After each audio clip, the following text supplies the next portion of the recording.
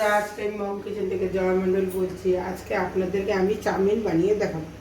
আমি এখানে 1 KG chowmein নিয়েছি, এখান থেকে আমি আধাটা বানাবো। এখানে টমেটো সস আছে, এখানে সয়া সস আছে, এখানে 2টা ম্যাগি মশলা নিয়েছি, আর এখানে আদা কুচি নিয়েছি, রসুন কুচি, পেঁয়াজ কুচি, কাঁচা লঙ্কা চিড়ে নিয়েছি, ক্যাপসিকাম কুচি, টমেটোর কুচি, বাঁধাকপি কুচি, গাজর কুচি, স্লাড বাঁধাকপি কুচি, বিনস, ধনেপাতা দিয়ে দিলাম জলটার মধ্যে। জলটা গরম হোক, ফুটে গেছে। এখন আমি চাউমিনগুলো সিদ্ধ করব।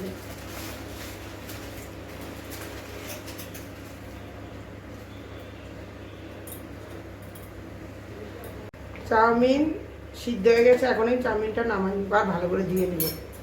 এই এখন সরষের তেল দেব,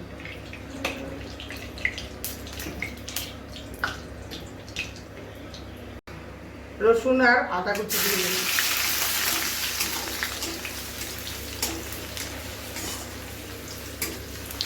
লাল লাল করবো না, খালি একটু গন্ধ যাতে না লাগে রসুনের কাঁচা। এখন আমি পেঁয়াজ দিয়ে দেবো।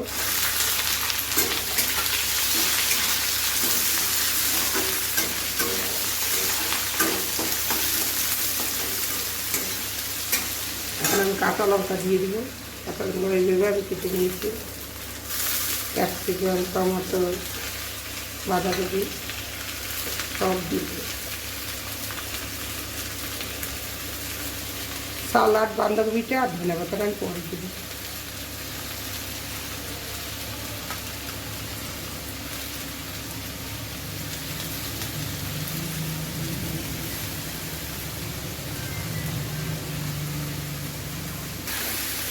লবণ দিব না, লবণ দিলে জল উঠবে, তাই আমি এমনি একটু ভাজা ভাজা করে নেব একটুখানি। আমার অল্প একটু ভাজা ভাজা হয়ে গেছে, আমি বেশি ভাজা করবো না, চাউমিন তো।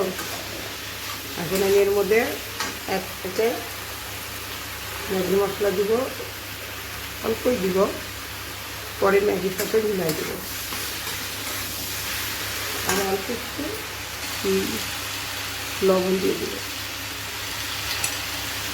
এখন আমি একটু নাড়াচাড়া করে নিলাম। এখন আমি আস্তে আস্তে করে চাউমিনগুলো দিব, আমি নাড়াচাড়া করে দিলাম। দেখুন চাউমিনগুলো কি সুন্দর শক্তই হয়েছে। এই চাউমিনটা 50 টাকা কেজি, শিলিগুড়ির থেকে আমি এটা নিয়ে আসি।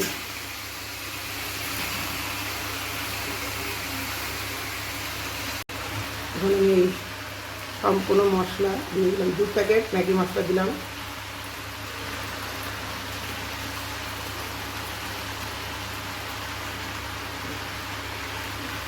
সয়া সস,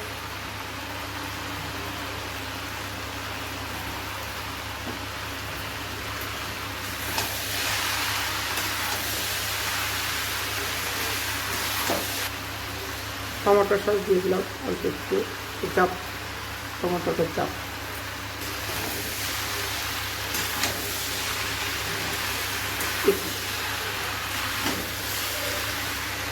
চাইনিজ সালাড বাঁধাকপিটাও দিয়ে দিলাম।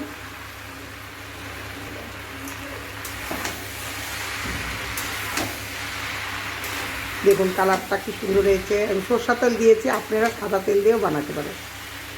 ধনেপাতাও দিয়ে দিলাম।